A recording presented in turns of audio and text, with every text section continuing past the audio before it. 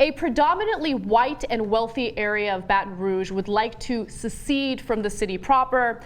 They would like to be referred to as St. George, and part of the reason why is because they want to make sure that their tax dollars go toward the white and the wealthy. Now, they won't say that, but it's pretty clear based on this story. So the new city, St. George, would be the 5th largest in the state, and it would have over 107,000 residents. It would include 2 of the largest tax revenue bases in the states, Perkins Row and the Mall of Louisiana. Now, this will disproportionately hurt the black communities, especially because of the fact that this started off as an idea of creating a new school district. And the school district would mostly benefit the white, wealthier residents in the area, and it would fund that particular school district, and it would drain resources away from the school district that already exists there. Now, according to the Baton Rouge Area Chamber, Baton Rouge residents will be disproportionately paying taxes to the proposed municipality, given city governance's reliance on sales tax revenues.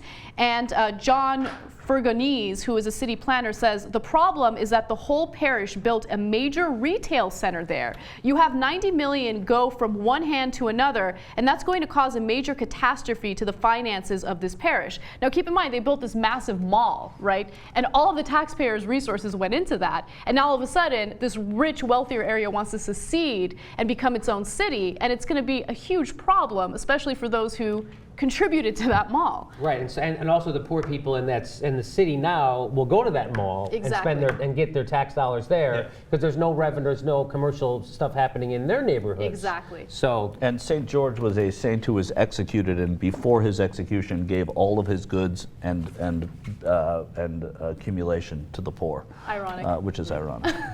Jeez. I have to assume that there probably is a pretty fair dose of racism going into this decision, but I don't even think we need to assume that for it to be an awful thing. I think that what primarily is driving them to do this is just economic concerns, I'm sure. It usually goes back to socioeconomic status, right? And there's no question that socioeconomic status is tied to race in this country. So if they're doing it, it's not necessarily because, oh, we don't like black people. It's because, oh, we don't want to be associated with these poor people. Why should our taxpayer dollars go toward their schools and funding their children? There's a very individualistic us versus them type mentality. It's the other side of the tracks mentality, you know, and it's this notion that, you know, there used to be white flight you know, and this isn't white flight because they're staying, they're just changing, you know, they're saying, well, we're already here, we're just going to make sure, white rewrite, and it's one of the most heinous stories you can imagine in America, because I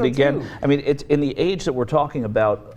You know, people saying, "Oh, it's terrible to redistribute wealth, to take care of our poor. We have to fight this healthcare that's going to give the healthcare legislation is going to give healthcare to the poor." We're now saying we're so tired of you know of doing right by our community that we just want to make it not our community anymore. Close our eyes and make it go away. And it's such a hideous story.